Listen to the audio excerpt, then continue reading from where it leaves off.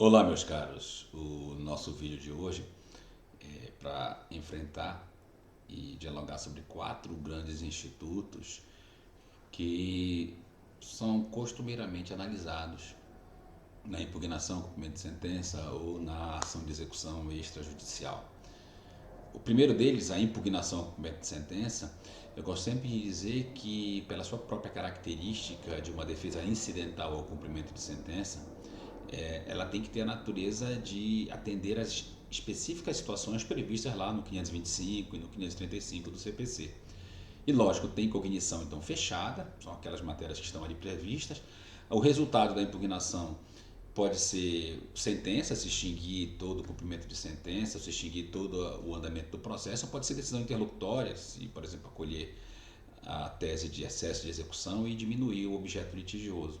Então, o resultado da impugnação e cumprimento de sentença vai depender da consequência em cima do próprio cumprimento de sentença. Mas, de uma maneira geral, a impugnação é de cognição fechada, restrita, em relação às matérias que o CPC estabelece. Já os embargos à execução, você tem cognição aberta. Por quê? Porque se trata de um título executivo extrajudicial e, consequentemente, o CPC estabelece ali 15 dias para embargar e com a possibilidade de alegação de quaisquer daquelas matérias previstas no âmbito da legislação processual. E mais um detalhe interessante: o efeito suspensivo, tanto na impugnação quanto nos embargos de execução, esse efeito suspensivo necessita de 3 requisitos, né? Os 2 requisitos tradicionais do fumus boniuris e do periculum in mora e o requisito garantia do juízo. Então, a garantia do juízo passa a ser requisito específico para a obtenção de efeito suspensivo, que nada mais é do que uma tutela provisória em sede de impugnação ou de embargos de execução. Os embargos de execução estão aí no artigo 914 do CPC. Ao lado dos dois, nós temos muitas vezes a utilização dos embargos de terceiro. Apesar dos embargos de terceiro não estarem direcionados especificamente para impugnação e cumprimento de sentença, se para ato de constrição judicial, essa constrição pode se dar na fase de conhecimento, por exemplo, mas é costumeiramente utilizado os embargos de terceiro no âmbito do cumprimento de sentença da impugnação para discutir meiação, para discutir a questão do sócio, quando ele não é atingido pela desconsideração da pessoa jurídica ou do adquirente de bem litigioso.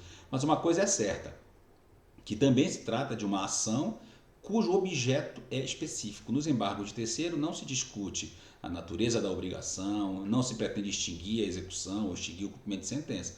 O objeto é específico e tão somente ligado à ideia de retirar a constrição judicial, afastar o bem do cônjuge, do sócio, que sofreu, por exemplo, uma penhora. As hipóteses dos embargos de terceiro estão lá no 674 do CPC. Então, a gente pode caminhar para uma conclusão, acrescentando daqui a pouquinho a objeção de pré-executividade.